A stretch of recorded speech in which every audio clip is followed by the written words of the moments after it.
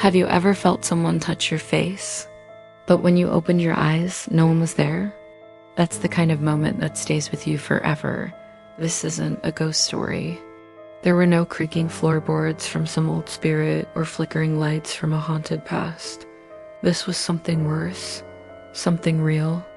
A 17-year-old girl, home alone for the weekend, living in a quiet, wooded suburb. Her parents were out of town. She was safe. Or so she thought. What happened that night would change how she looked at her own home forever. It started like any ordinary Saturday night.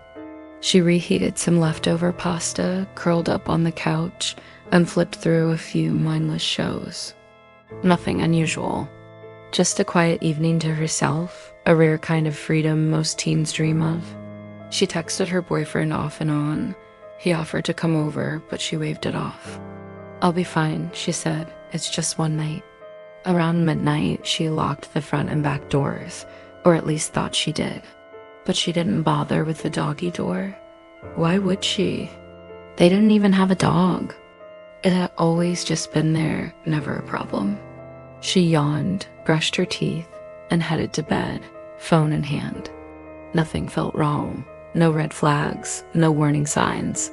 Just the faint hum of night insects outside and the soft creak of the house settling into sleep. She didn't know he was already inside. She had just plugged in her phone. The screen dimmed. Her room fell into that eerie stillness, the kind where every sound feels louder than it should. The covers were pulled up, her back turned toward the closet. Then a soft click, a gentle creak, the unmistakable sound of her closet door. Slowly opening, she froze. Every part of her wanted to turn around, to scream, to run. But she didn't. Instead, something deeper kicked in. Instincts. Survival. She pretended to be asleep. Her breathing slowed. She kept her eyes shut. Muscles stiff, heart pounding so loud, she wondered if he could hear it. She heard footsteps, quiet but deliberate, walking toward the side of the bed she was facing. Whatever was about to happen, she wasn't going to stop it. She could only survive it. He stood over her. She could feel it. That heavy, invisible pressure when someone's presence fills the room. A warmth that wasn't hers. A breath that didn't come from her lungs. Then something worse than fear. A hand.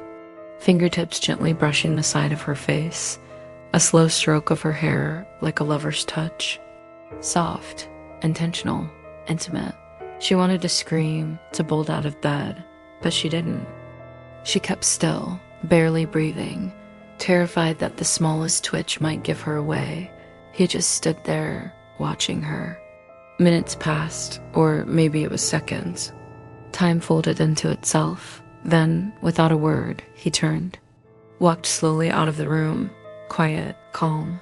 Only when the silence returned did she let herself breathe.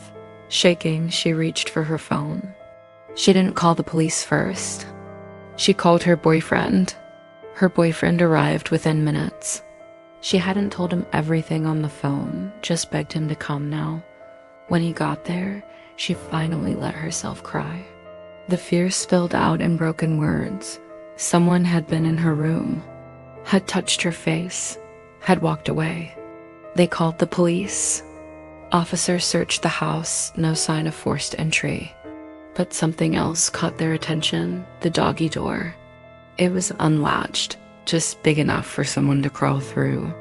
They widened the search to the property. That's when they found the trail-bare footprints in the dirt leading into the woods behind the house. At the edge of the trees, they found a small, hidden tent, a makeshift camp. And what was inside would haunt her forever.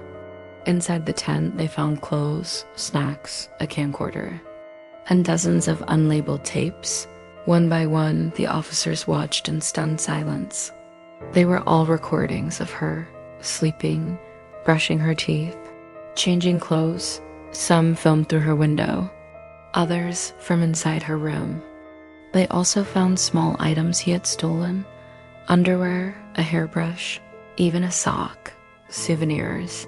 He had been living in the woods for months, slipping in through the doggy door while the family was gone or asleep, watching her, studying her, and the worst part, no one even knew he existed until that night. You double-checked the front door, but what about the doggy door?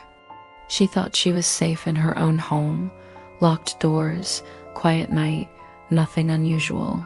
But safety is often just an illusion. Because sometimes the scariest horror story is the one where the monster isn't a ghost. It's a man, watching, waiting,